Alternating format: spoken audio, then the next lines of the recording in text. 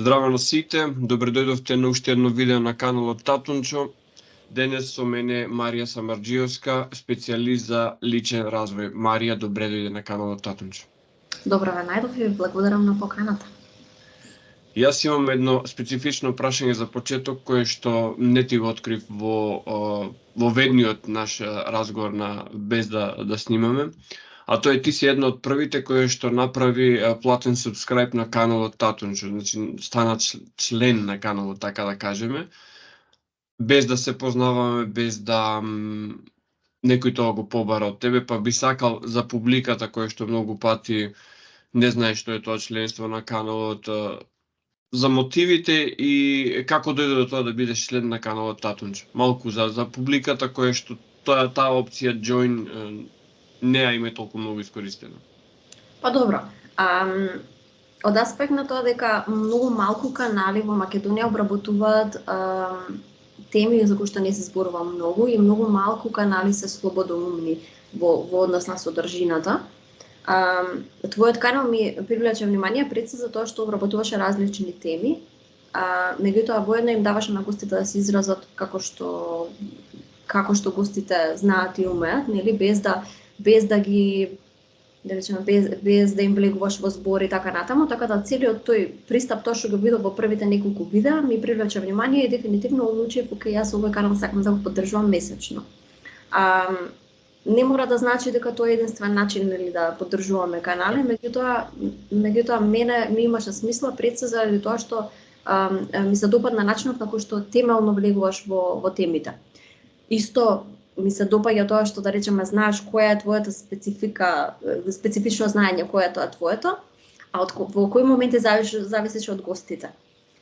И тоа многу ми се допадна, бидејќи можам да верувам дека таков канал ќе биде секогаш, да речеме, балансиран со информациите, ќе им даде на гостите да се израз, значи ќе имаме можност да кажеме тоа што мислиме од однос на слободна мисла, меѓутоа исто така ќе биде издржано фактички особено во темите во кои што ти се осеќаш по спремен, да речеме.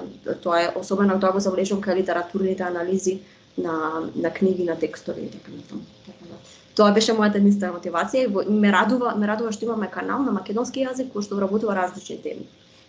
Така, ти благодарам, Марија, и сега јас тука морам да го кажам мојот дисклеймер или одрекнување на македонски би му дошло, предизвикано од реакциите на последното видео. Ставовите на Марија се лични ставови на Марија и кога би полемизирале, гледачите би требало да полемизираат со ставовите на Марија, а не со ставовите на Владко и да не ги поистоветуваат тие две работи. Моја задача е, како што пишува во најавната шпица на каналот, дека ова е канал за слободни луѓе, така што слободата моја е да прашувам, а после слободата да одговара е на гостите, односно во случајов на гостинката. И за разлика од веројатно закрвеноста што постои кај одредени така повозрастни постари новинари кај нас, кај што мораат да истуркаат својата идеја, сметам дека слободата да се изрази на гостинот е неприкосновена, така што и денес и овој пат јас тоа право ќе го гарантирам. Марија, денеска овде сме да представиме една специфична личност која што промовира еден специфичен начин на исхрана. Станува збор за Антони Вилјам. Како дојде ти до Антони Вилјам? Што истражуваше и во кои специфични околности најде на неговиот лик и дело? Така, пред ковидот, тоест за време на зачетоците на ковидот, кога почна ковидот, имав повеќе слободно време и одлучив да истражувам малку за здравје, тоа што не сум го правила никогаш, да речеме. Воедно сакав да се истуркам самата себе надвор од мојата комфортна зона, тргнувајќи од тоа дека секогаш тоа што не било научно подкрепено многу ми пречело. И едноставно не сум го земала во предвид кога сум анализирала различни пристапи, начини и така натаму. Посетив многу самити кои што има за основа лекување било какво, дали е тоа спиритуално, значи духовно или пак физичко. И после тие неколку самити кои што ги следев, ми привлече внимание ми привлекува внимание Антони Уилјам и неговите книги, меѓутоа сепак не толку многу за да почнам да практицирам. Одев напред назад со информациите, бидејќи сакав да се турнам самата себе надвор од мојата комфорт зона, па проверував што вели Џо Диспенса за лекување, за различни начини на лекување. Џо Диспенса има еден пристап кој што е повеќе медитативен. Тој е човек кој што доби грант за време на ковидот и истражуваше како со ригорозна медитација, значи сериозна медитација секојдневна, со дисциплина, се лекуваат различни болести, меѓутоа фокусот негов не беше лекување различни болести. Така да пробав малку од тоа да ги анализирам тие информации за медитација, меѓутоа сепак на крајот се вратив на физичкото, бидејќи тоа ми имаше најмногу смисла. Значи, Антони Уилјам има 8 книги, во тој момент не знам колку книги имаше, бидејќи ако ја читав првата негова книга во тој момент, меѓутоа информациите од книгата не ми беа доволни, и доаѓав до многу информации преку социјалните медиуми, бидејќи во тој момент он правеше многу вклучување во живо на различни социјални медиуми, има YouTube канал, Instagram и така натаму. И сите тие информации ги собирав од малку по малку од сите различни канали, и дел од тоа ми имаше смисла од прва, а дел од тоа ми имаше смисла поопшто. Беше интересен процесот, бидејќи најпрво јас почнав со чисто експериментално, сакав да видам, докаде можам да одам со исхраната и што може мене да ме натера да менувам исхрана. Јас правам многу убави пити, Значи веќе 4-та година немам направено пита, значи со се тегнање, со се преубави пити, меѓутоа престанав да ги јадам, нели, за време на ковидот кога сменував исхрана. Тоа беше постепен процес. Најпрво почнав со сокот од целер. После 2 недели бидејќи само го пиев сокот од целер, меѓутоа не направив други измени во исхраната, пиев сокот од целер на сапајле, забележав одма промени во мојата кожа, како ми светка, како ми почиста и така натаму во рок од 2 недели. Немав купено соковник, процесот беше прилично непријатен, бидејќи го цедав сокот во газа за сирење. И газата бидејќи целерот сам по себе е репкастиот целер, ако можеш подоцна покажи го, бидејќи тоа го викаат италијански целер во Македонија, репкаст целер овде во Чешка го викаат. Значи репкастиот целер од тој го правиме сокот. И така уствари Medical Medium станува популарен со сокот од целер. Го цедав така и тоа добивам мирис некој, без разлика дали ќе испрам газата на 90 степени, остануваше некаков мирис. Така поминав 2 недели се додека да купам соковник, бидејќи не бев сигурна дали јас ќе се одлучам дефинитивно за ова. На почетокот тестирав. Не знам дали е овој тип на целер кој што овде моментално го покажувам. Да, тоа е. Така.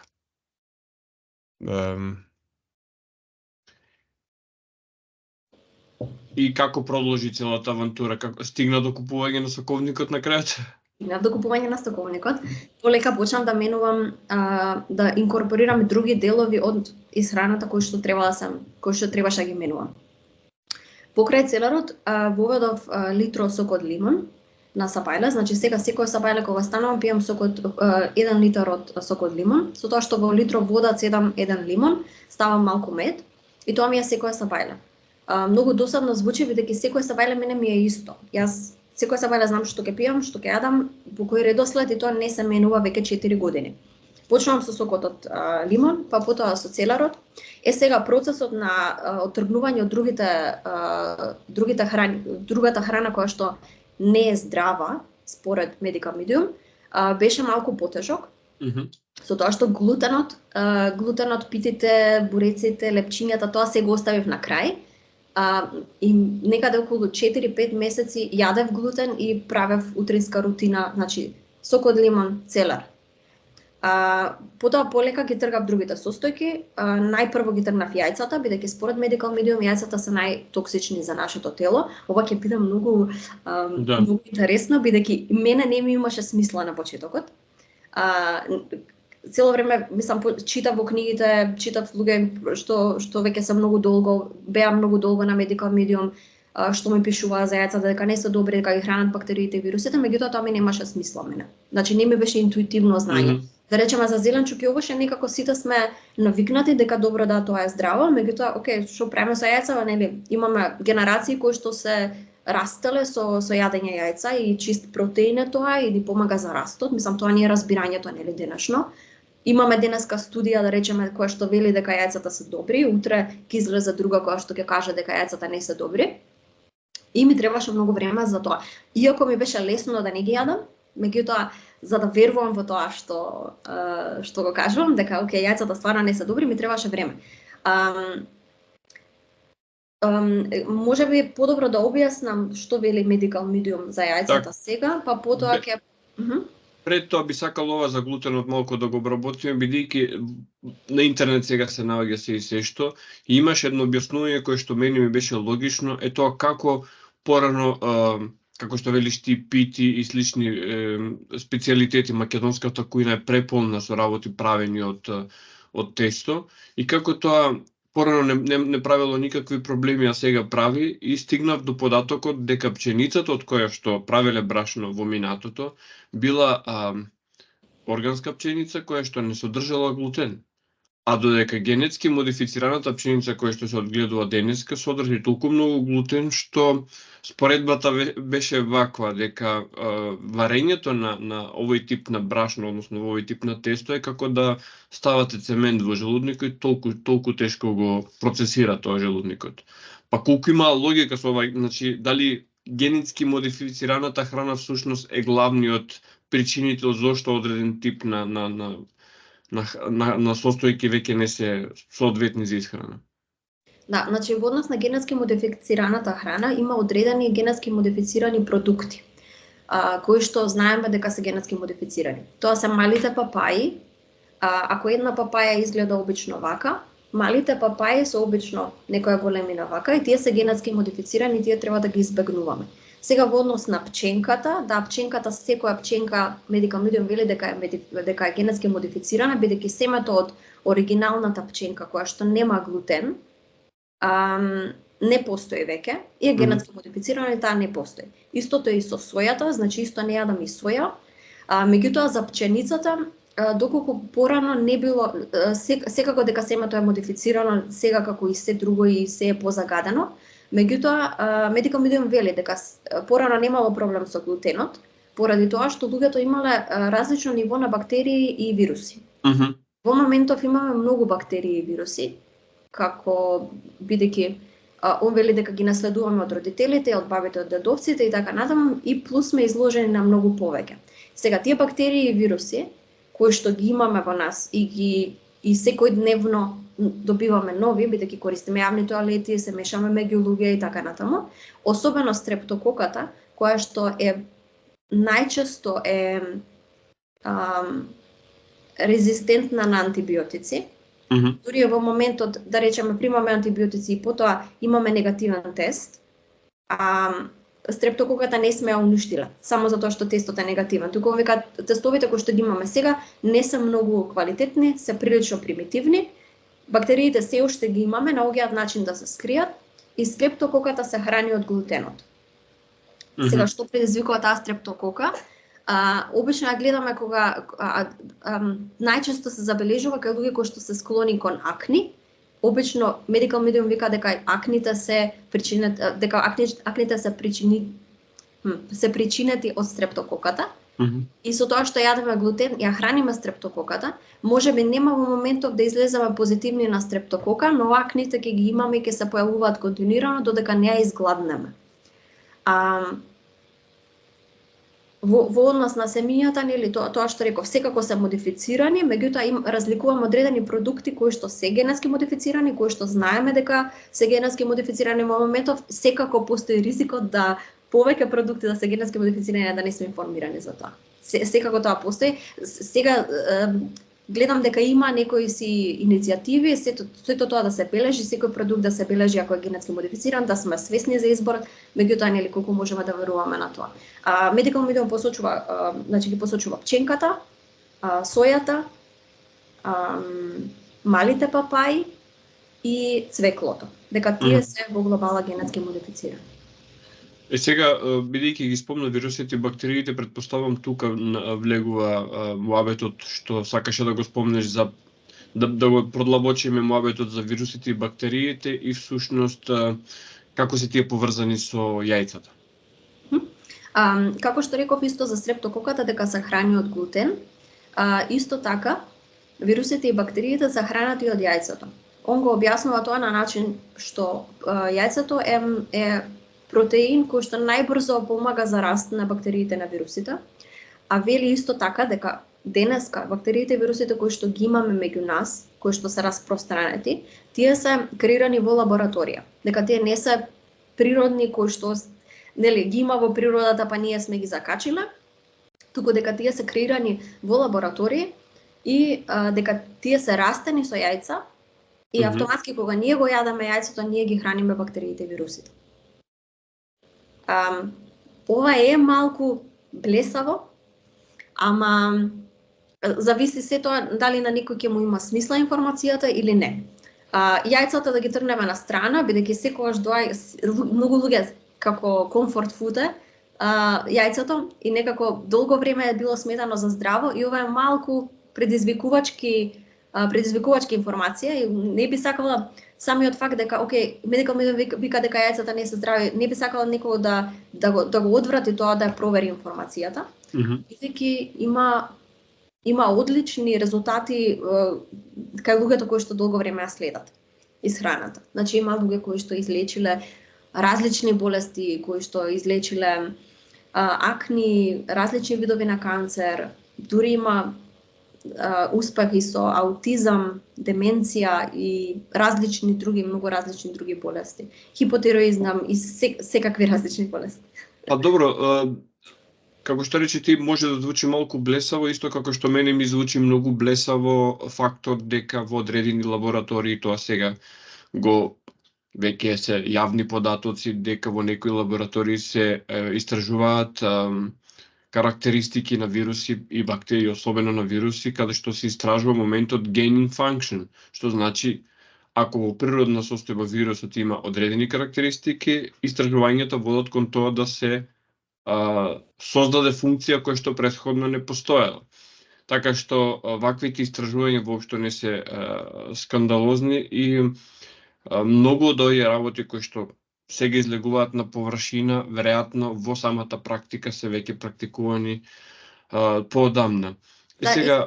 Извини, само да спомнам дека практика е истражувачите да создаваат нови вируси, меѓутоа тоа се во лабораториски средини во кои што се стриктно контролирани, нели, не дозволуваат вирусите да излезат. Сега што се случи исто за време на ковид, исто останува знак прашање. Меѓутоа тоа е практика која што истражувачите создаваат вируси, тестираат вируси и така натаму и тоа си е дел од нивното секојдневие, да речеме. Тоа не е нешто ново, меѓутоа ново е кога вирусот ќе излезе. Ново е исто така, значи да не бидеме погрешно сватени, ново е и фактот дека во Американскиот институт за патенти постојат патентирани вируси, што е малце бизарно само по себе. Значи, и тоа би било интересно да се надополни. Кажи ми за овој тип на диета кој што Антони Вилијам ја препорачува, дали животинската храна е целосно исфрлена или има намирници од животинско потекло кои што се препорачуваат? Да се препорачуваат за здравие не. Дека нешто е здраво и дека антипатогени, не се препорачува животинската храна, значи животинската храна не лечи. Меѓутоа, доколку некој одлучува да јаде месо, дефинитивно се препорачува мисиркино, пилешко или говеско. Количината треба да биде екстремно мала, бидејќи месото само по себе е масно. Еве пример како јас, може е подобро да опишам еден ден што јадам. Добро, може. За потоа да видиме што е поентава со мастите. Значи станувам на сабајле, нели го пијам литро сок од лимон, 1 лимон во литро вода, после тоа пијам пола литар сок од целер, па пијам смути, па јадам 2 јаболка, па јадам огромна салата за ручек, можеби со некои зеленчуци на пареа, најчесто компири, и за вечера го повторувам истото или пак правам нешто друго. Со тоа што јас не лечам нешто конкретно, туку јас го правам тоа за превенција. ако ме слушавте внимателно, нели, немам масти во текот на денот. Не јадам јатки, не. Меѓутоа јас веќе после 4 години сум сменила од, да речеме, ако порано јадев малку јатки навечер, нешто како хендфул, како полно раче, сега веќе ги избегнувам. Салатата ми е без масло. Доколку некој сака може да стави маслиново масло, меѓутоа јас избегнувам масти. Било какви здрави, нездрави, фала Богу, секако.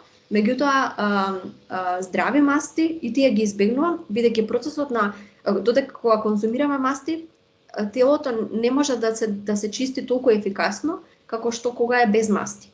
Значи, ако ставам јас зејтин во салатата, нема да ми влијае многу штетно, ама ќе го успори процесот на чистење. А јас тоа не го сакам. Значи, сакам да сум постојано во процес на детоксикација и конзумирам многу овошје, многу зеленчук во текот на ден. Значи, јадам кога сум гладна, обавезно гледам периодов 6 урми да јадам. Сега, почнавме со животинското потекло. Доколку јас одлучувам да јадам месо, за вечера можам да ставам парче мисиркино. Меѓутоа, мисиркиното треба да знам дека не е со антибиотици, дека исто и пилешкото, исто и говецкото и дека е храната добра. Дека нема да си вратам нешто од тоа што сум исчистила. Тоа е логиката. Доколку некој сака да јаде месо, може да јаде месо. Меѓутоа да не биде свинско, бидејќи свинското е премасно, и исто да не биде јагнешко, бидејќи исто јагнешкото е премасно. Млечните производи исто се тотално отфрлени. Сега се насмевнувам за тоа што вака како што го каже, веројатно човек треба сам да одгледува мисирки за да биде сигурен дека мисирките се квалитетни, бидејќи толкаво количество на месо во продавниците ми е нелогично да биде задоволено со едно природно и органско одгледување на тие животни. Да, со тоа што гледаш, не навлегувам јас во тоа да анализирам од каде би можеле воопшто. Мислам, го избегнувам, многу ретко јадам месо, гледам воопшто да не јадам.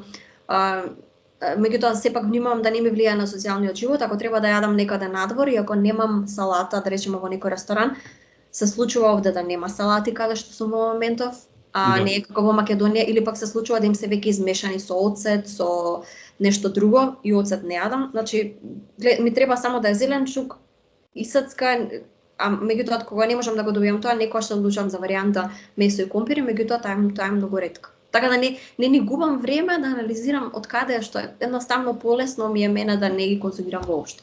Еве ги спомна компирите, малце за нив, многу мина ги споредуваат со лебот, дека се практично со високо количество на скропи, дека треба да се избегнуваат како храна. Ти ми спомна дека често конзумираш компири, така што... Да, во секоја форма. Значи, компирите се антивирални и имаат L-лизин, кој што е исто клучен за борбата против херпесните вируси. Херпесните вируси се тие херпесни вируси ги има на македонски како Епстин-Бар и после тоа има HHV6, HH6 и многу подваријанти има на сите тие херпесни вируси.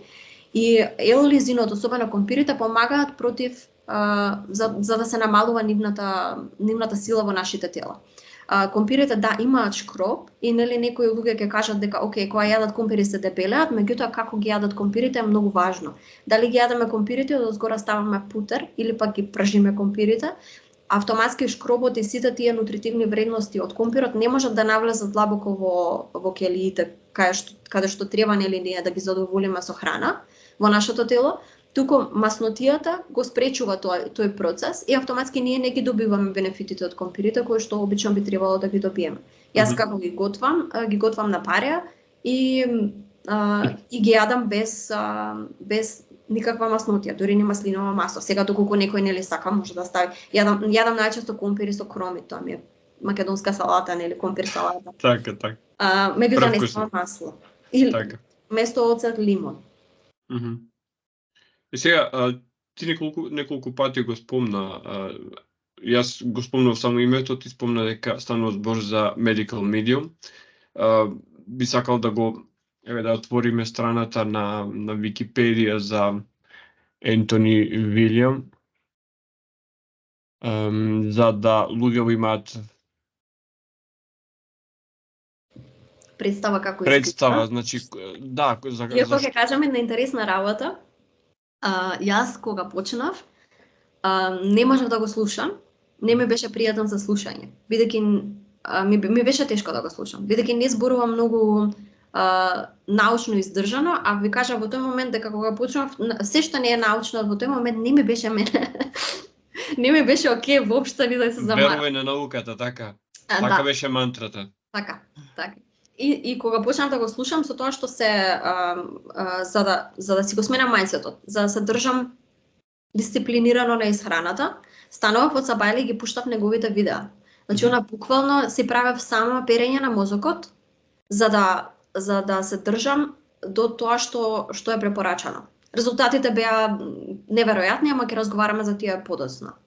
Така и сега би сакал овој момент, мислам дека за луѓето ќе биде интересен, можеби малце скандалозен, но тука сме да откриеме и малце гранични. Подречен, че вели Антони Вилјам Ковиело, професионално познат како Антони Вилјам или пак Medical Medium, е само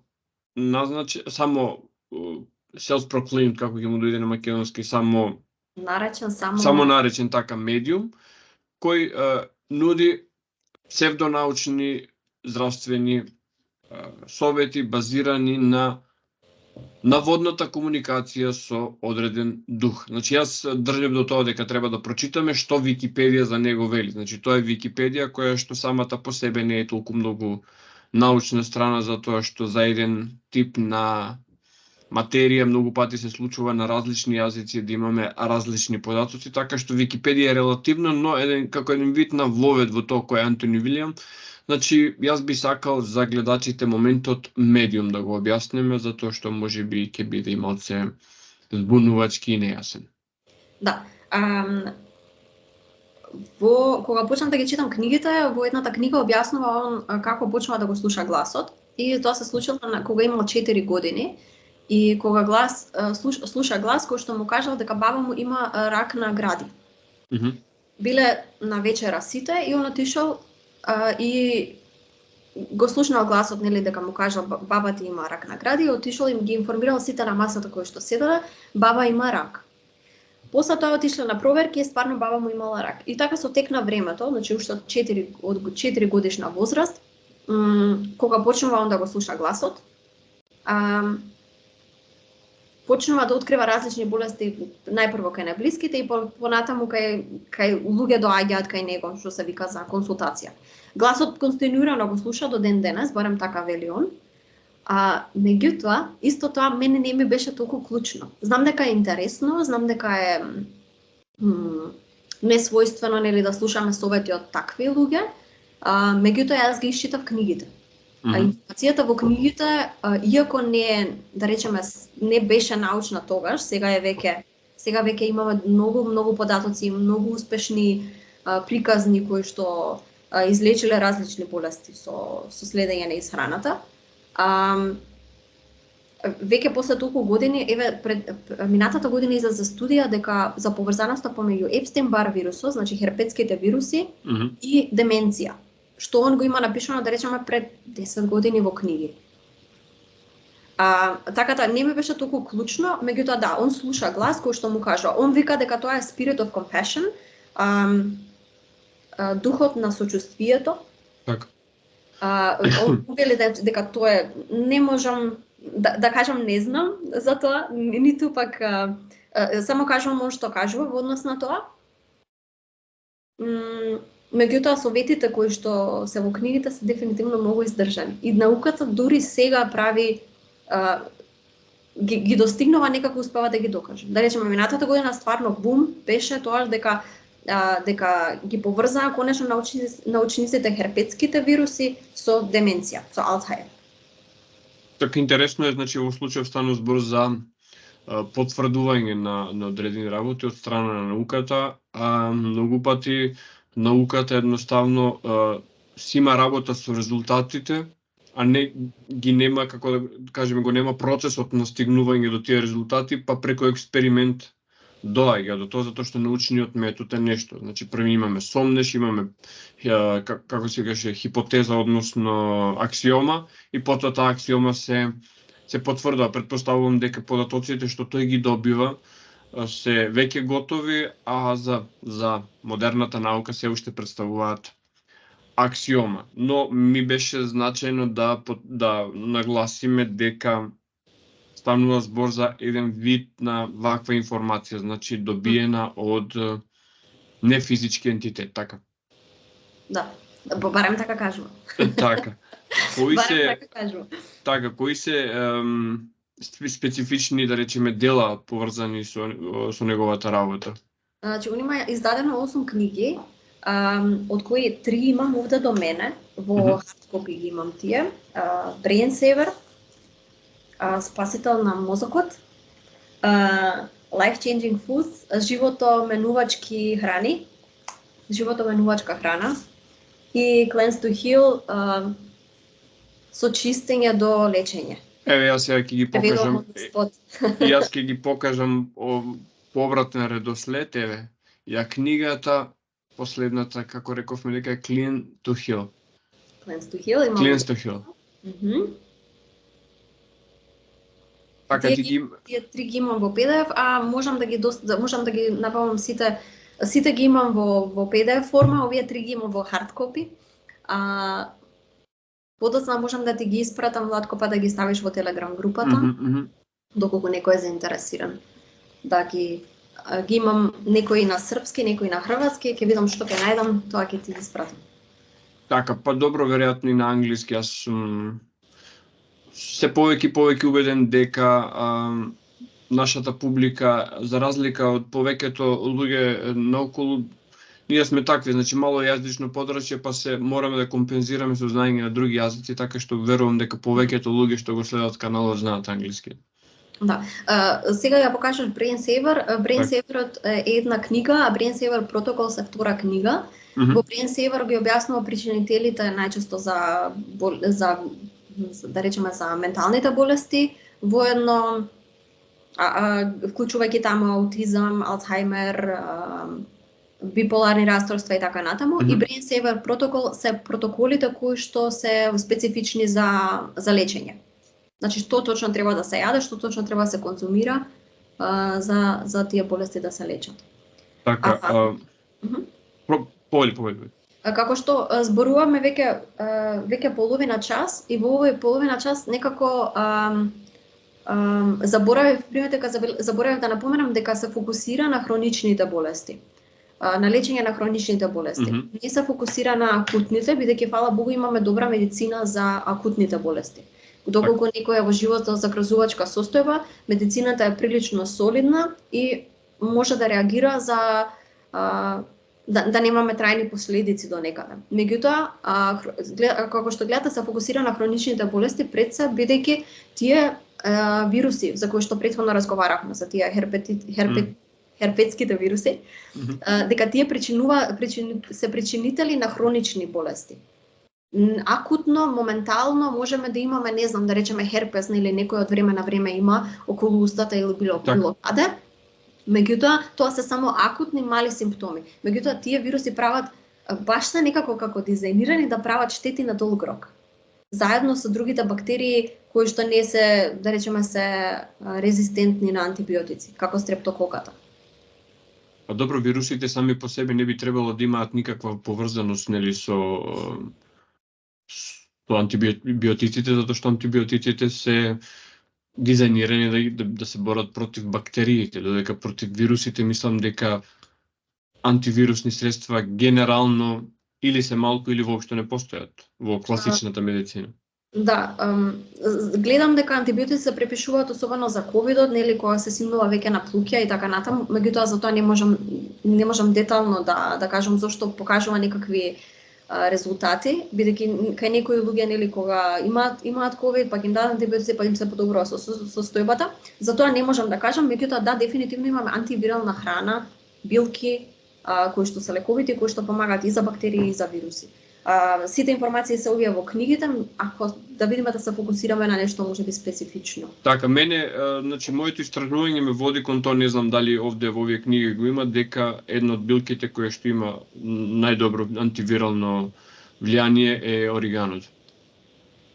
Дефинитивно, тоа е една од билките која што ја наведува и Medical Medium. Меѓутоа, ако јас јадам јајца, глутен, млечни производи секој ден и јадам висококалорична, високомасна храна, колку сакам орегано можам да земам, да,ореганото ќе ги уништува бактериите во телото, меѓутоа јас континуирано ќе ги хранам. Целта на исхраната е да ги изгладнеме и да им го намалиме нивниот ефект кој што го имаат во нашето тело. И јас го правам тоа за превенција, некои луѓе го прават за да лечат некои сериозни болести. Така, мислам дека тој момент во модерното живење превенција е комплетно заборавен, а всушност би требало да биде во основата на медицината. Значи, наместо да имаме армија болни луѓе, да имаме армија здрави луѓе кои што оние малку болни ќе можат да ги поднесат и во финансиска смисла и во било која друга смисла. Да, начнуваш една многу интересна тема, со тоа што забележуваме дека нели растат хроничните заболувања кај луѓето. Скоро да не познаваме луѓе кои што не земале никаква таблета. Луѓе живеат дневно со медикаменти, со антибиотици сосема нормална работа. За различни хронични заболувања земаат некакви таблети.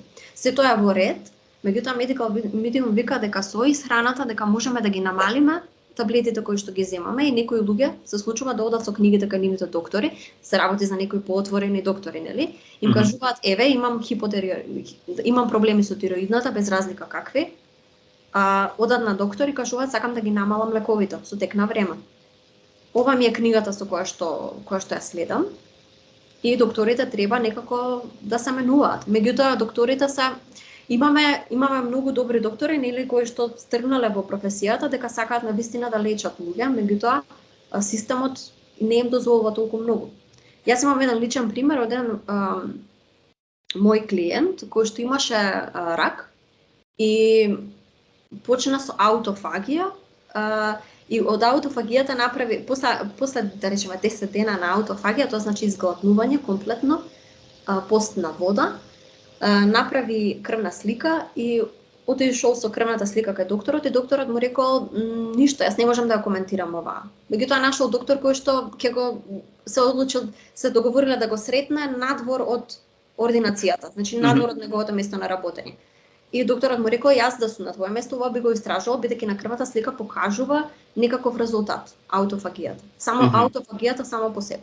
Меѓутоа јас не ти го кажам ова како професионалец, ти го кажам ова како пријател. Бидејќи докторите работат во одредена стега, во одредени рамки каде што не можат толку така да лесно да излезат. Јас, размислувајќи на ова, ми текна една поговорка што имаме ние во Македонија, вели не пијам нафта, кога вели за некој кој што се знае нешто упатен, значи не пијам јас нафта, а испаѓа дека сите пиеме нафта. И сега ќе го потврдам тоа со едно моје лично истражување. Значи банални лекови како што е на пример аспирин или парацетамол, сега со помош на ChatGPT ја побарав формулата на тие, дури се, нели, тие се без рецепта се препорачуваат, ја побарав основната формула. И откако ми ја даде основната формула, реков, добро, а сега од што се добива ова молекула? Кој е суровината од која што се добива оваа формула?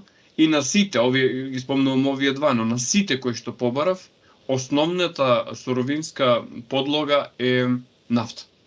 И затоа велам сите пиеме нафта. Да, баш сите пиеме нафта. Металите ги имаме во се, особено нафтата, замислете луѓето кои што работат на бензинските пумпи и цело време го дишат тоа. Тоа е страшно. А ние го внесуваме секојдневно, да речеме, луѓето што избираат, нели, да или што мораат да примаат некакви медикаменти. Во самите скоро во сите апчиња има некоја состојка која што не е за нас својствена, не би требало да ја конзумираме. На која што на џигерот му ствара проблем да прочистува, да филтрира, а џигерот ни е основна алатка која што ги вади вирусите, бактериите од нашето тело, ги филтрира. Така. И сега ние уствари му отежнуваме работата со тоа што ставаме токсични материи внатре во нашето тело. А каков е пристапот кон одредени работи кои што еве јас може гледачите ме забележаа со мојата утринска шолја кафе, значи оние да речеме активни состојки кои што на мозокот му создаваат малку поинаква состојба, на пример, кафето дава луцидност. Кога прославуваме еве Нова година, Божик, такви работи, капка алкохол се случува нели да се напие. Каков е тој односот кон тие материи, значи алкохол, кафе, чаеви, канабис? Ке тргнам од мене. Јас не конзумирам алкохол, ниту пак кафе, веќе 4 години, ниту било какви други дроги. Пред се, затоа што бидејќи информацијата која што ми беше дадена е дека алкохолот на некаков начин му влијае на мозокот. Иако претходно, да речеме, нели, фала Богу, му влијае на мозокот, сум знаела, ама не дека го менува начинот на размислување, не дека те прави, мислам, сите тие детали кои што дури и капка алкохол, дури една голтка алкохол го причинува тоа на мозокот. И сега јас си го сакам мозокот многу и сакам да го негувам и одлучив да не конзумирам никаков алкохол. Чисто бидејќи се сакам сама себе, си го сакам мозокот, сакам да го негувам. Medical Medium вика дека да, му влијае на мозокот, го дехидрира телото и така натаму. Да, сето тоа е лошо. Алкохолот влијае лошо. Меѓутоа доколку некој одлучува да пие, тоа е тоа, нели? Право на избор, да. Да, поентата ми е дека сите треба да тргнуваме од информации, од луѓето кои што ги правиме треба да бидат базирани врз основа на вистина. Сега што е вистината? Вистината е окей дека кафето и алкохолот штетат. Окей, на кој начин? Алкохолот нели го поматува умот и не сме тотално функционални кога сме под дејство на алкохол, дури и мала голтка на алкохол, бидејќи тоа мозокот го перцепира алкохолот како некој шекер, кој што не е шекер, кој што ги храни клетките, туку е шекер кој што не ги храни клетките. И мозокот добива информација дека окей, можеби ќе биде нахранет со некоја мандарина, да речеме, например, сега гледам мандарина. Меѓутоа не, добива алкохол кој што ги уништува невроните со текот на времето, кој што го затапува мозокот и така натаму, и автоматски мозокот не уствари со пиење алкохол му наштетува. Тоа е едно, алкохолот. Меѓутоа кафето уствари е стресор.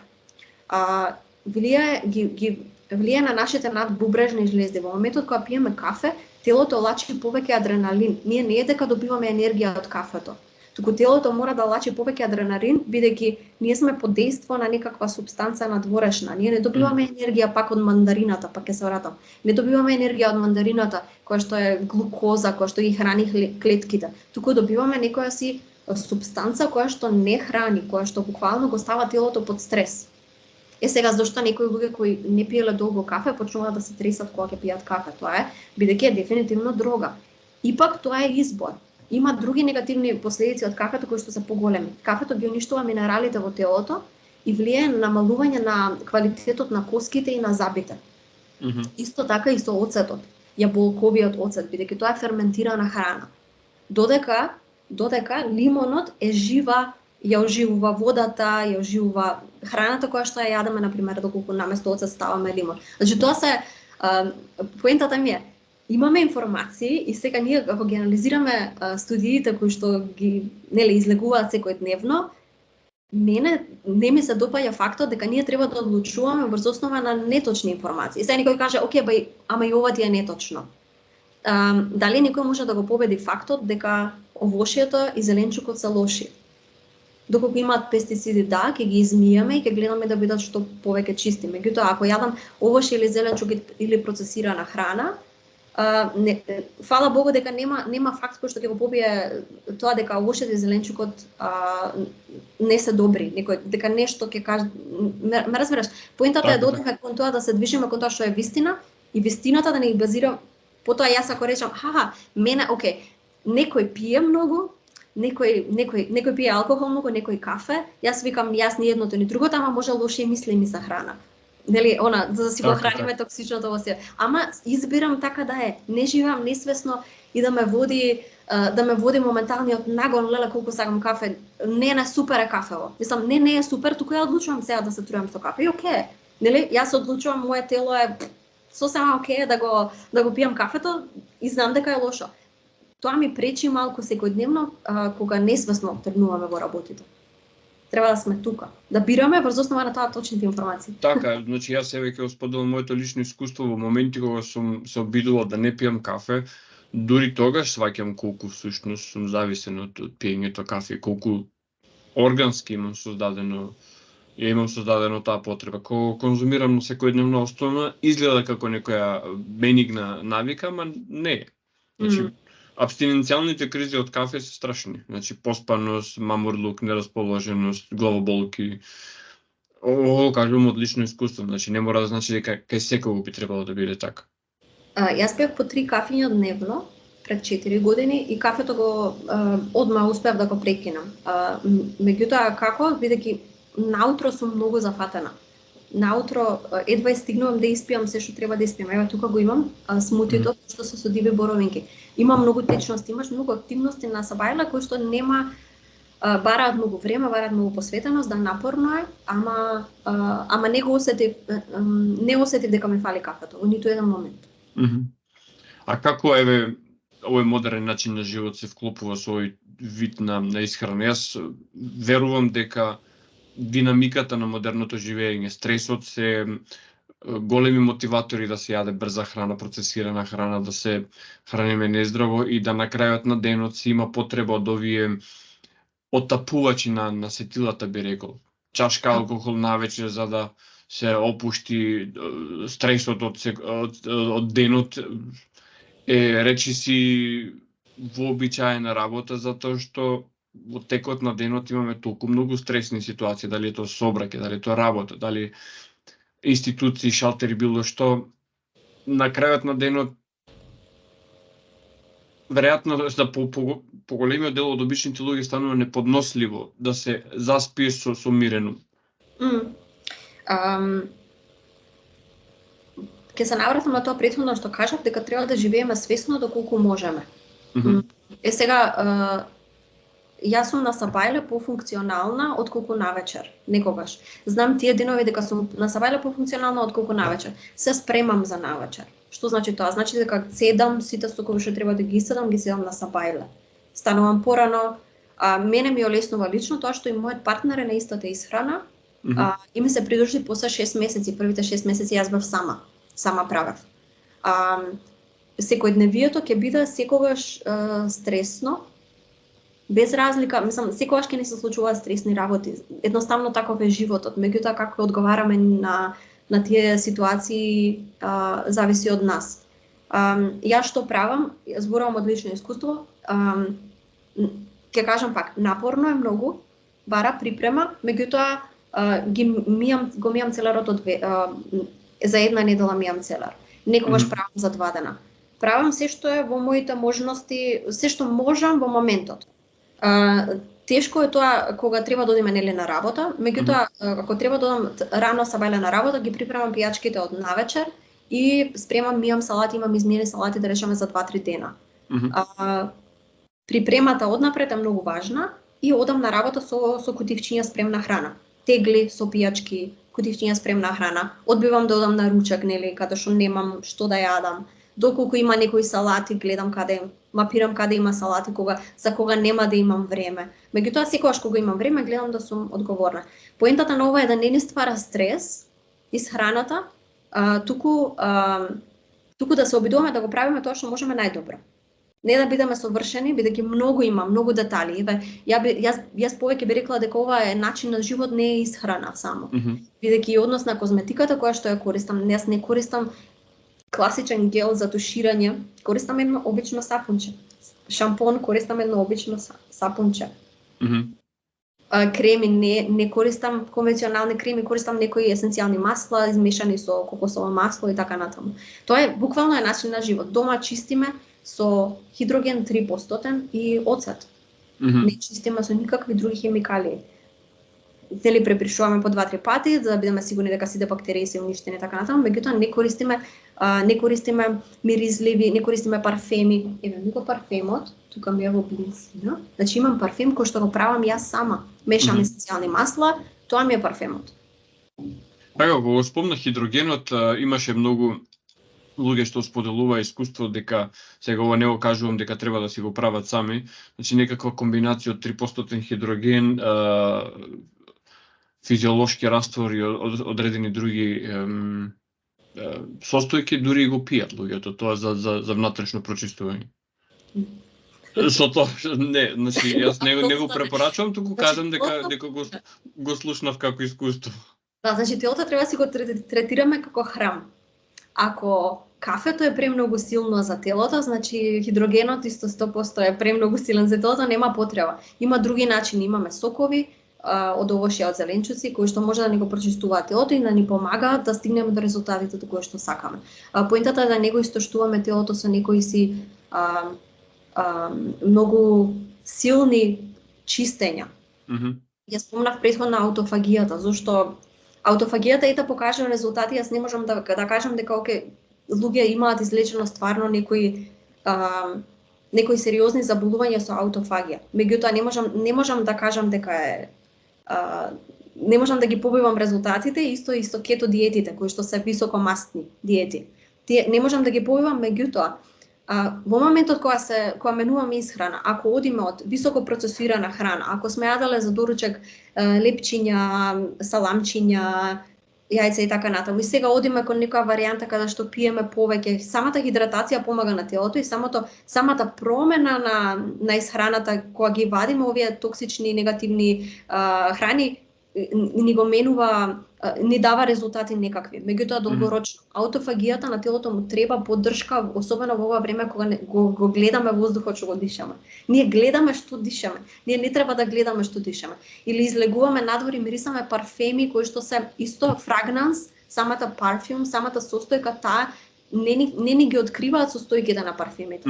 Има тешки метали. Ние се што ќе помирисаме, ние веќе го имаме во крвотокот. Ние не мирисаме тривичка, ливада, цвеќиња, ние мирисаме токсични хемиски создадени мириси. Значи телото ни од сите страни бомбардирано со токсини. На телото му треба поддршка. Аутофагија, постоење на вода, да, би кажала за луѓе кои што 10-15 години јадат екстремно здраво и го довеле телото на некоја си ептен чиста состојба, каде што бактериите и вирусите се видно изгладнати или можеби веќе не постојат, па да, тогаш би кажала постоење со вода и нели чисто ради духовно. Меѓутоа на телото му треба поддршка. На телото му требаат витамини и минерали кои што ги добиваме од билките, од дивата храна, како боровинките и зеленчуците и овошјата. Значи на телото му треба континуирана поддршка од храната која што добиваме. Не можеме да го оставиме на масти или на вода.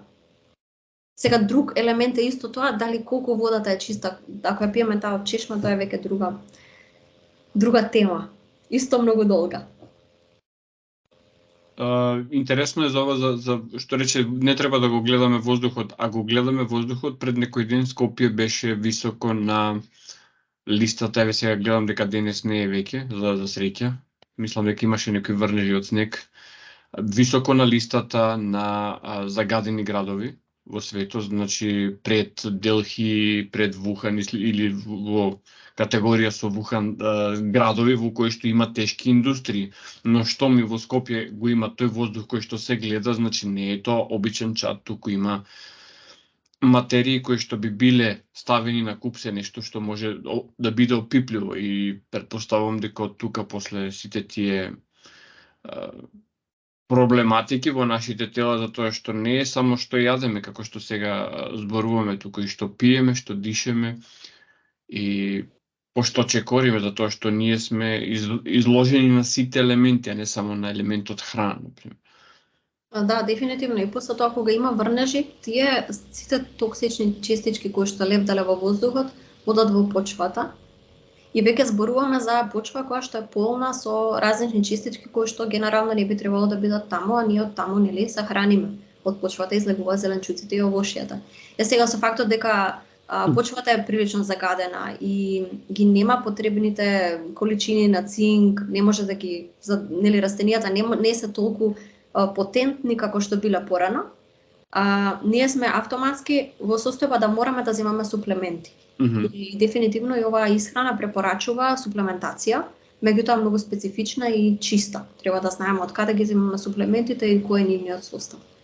Претходно ја спомна, извини, ќе те прекинам малку, ја спомна кето диетата да не се расплинеме, значи ми спомна во нашиот разговор е дека со кето диета се лечат 499.505 типови на проблематики. Значи не знам дали бројов е намерно направен да биде голем или навистина толку многу работи се лечат со кето. Бројот е како да пишуваме 78654. Така. Да, тоа е поентава на бројот, ама да, има многу студии. За кето диетата во моментов има многу студии, особено бидејќи се заедно ја ставаат во комбинација со други метаболички пристапи. Тоа значи дека има веќе обучени луѓе кои што работат стрикно на кето диета во медицински услови, значи таа се вика медицинска кето диета, каде што во однос на параметрите на телото на кое што ги, да речеме, ако јас одам на кето диета, ми прават пресметка на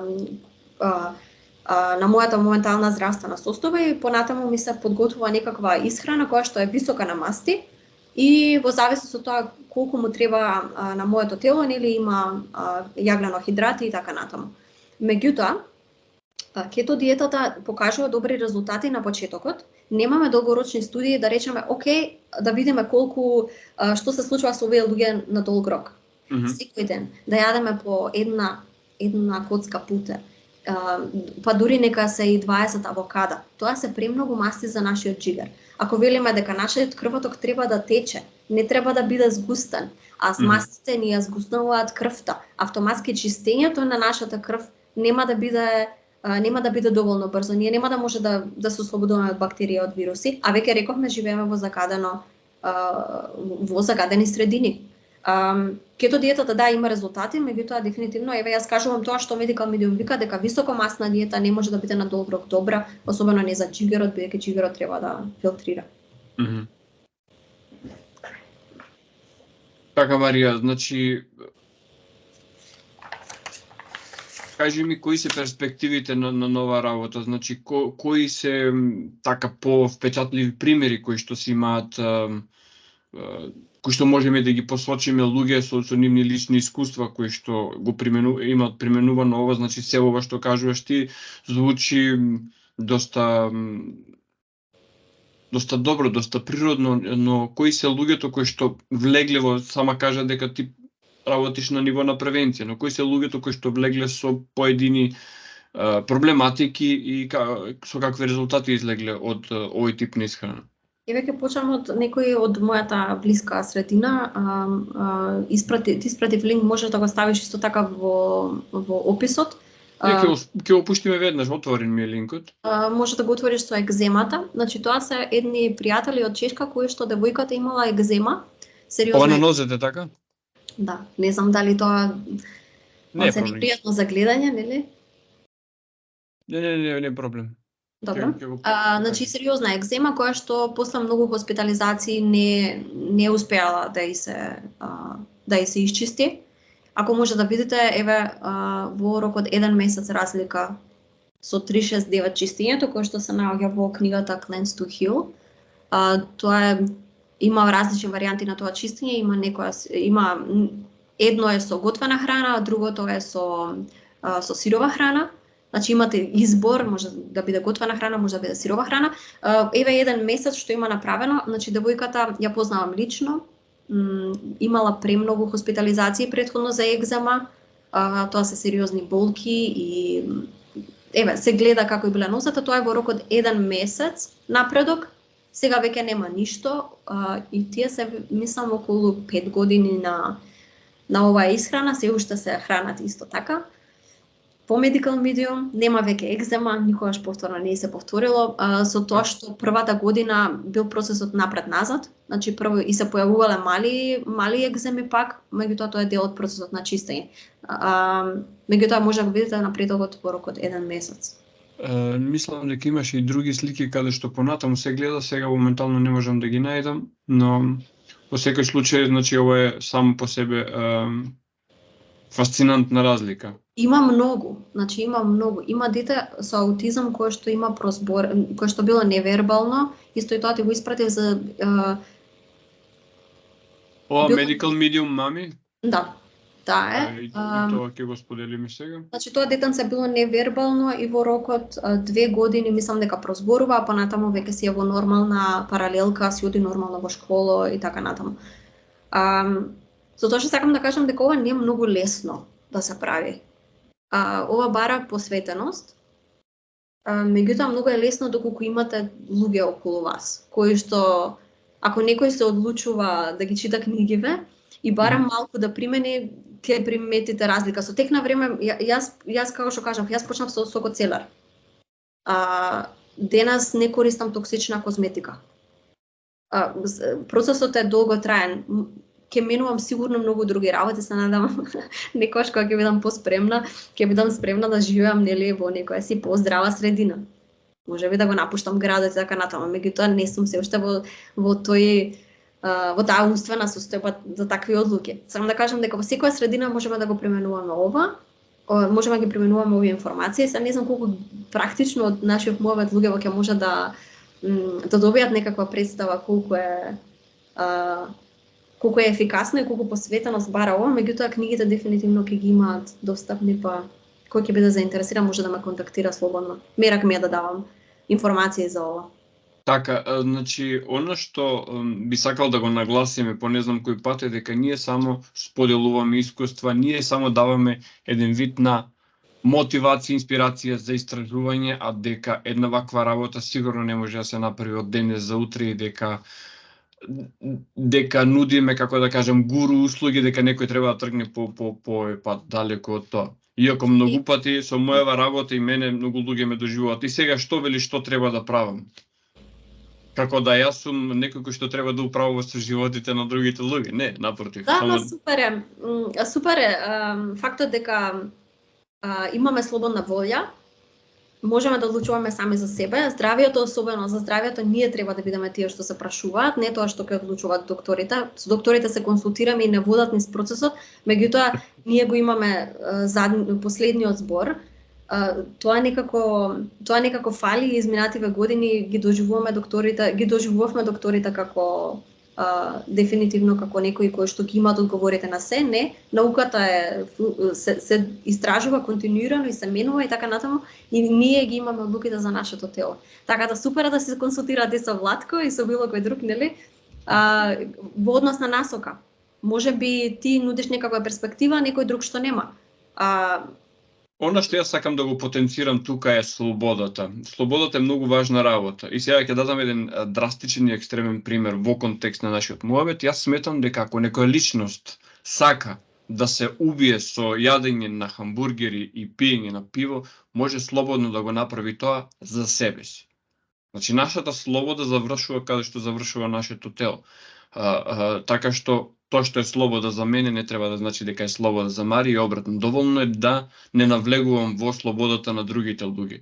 Така што луѓе што сакаат да живеат здраво и сакаат да истражуваат во кој правец да го прават тоа, се слободни да го прават тоа и како што и луѓе кои што сметаат дека убаво им да јадат хамбургери, го кажам тој пример. Сега ме потсети на една друга важна работа која што вели дека не се проблем хамбургерите или вештачката храна, туку проблем се вирусите и бактериите кои што ни се дистрибуирани, с кои што ги имаме. Значи, тоа е разликата, да речеме, имаме некој имаме лице на 30 години кој што јаде хамбургери и пие и така натаму, нема никакви проблеми, меѓутоа кај друг човек се појавуваат проблеми. Двајцата се, да речеме, 30 години, значи дека млади, релативно млади, треба да бидат здрави и така натаму. Едниот има проблем, другиот нема проблем.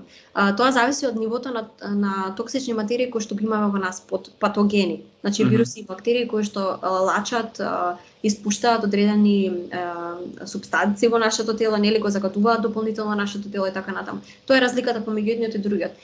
Така да, затоа нели не осудуваме, супер ако нема токсини, ако нема вируси и бактерии, не знам како е возможно денеска некој да нема, ама меѓутоа има некои луѓе што се, да речеме, посрекни од другите. И тоа е супер. Ако сега можеби они не сакаат да работат на превенција.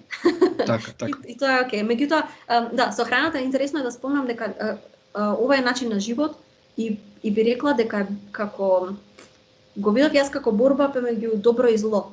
Ако знам јас дека нешто како е дизајнирано да ми наштети или со самата промоција на кафето, не се малите кафичи во кои што одиме нели често и кои што ни служат кафе не се тие дел од проблемот. Проблемот е некаде погоре каде што не можеме точно да го лоцираме, значи многу погоре е над нас.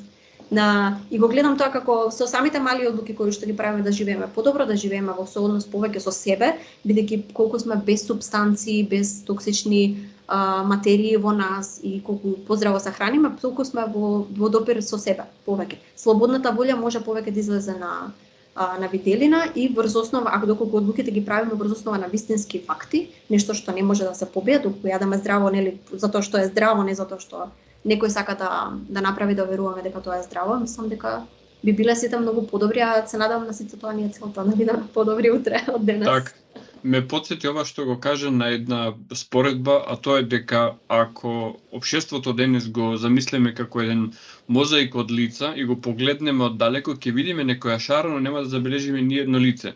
Она кое што ти го сугерираш е да тргнеме по една сопствена патека каде што нашето лице ќе биде видливо и тоа во висока резолуција. Баш така.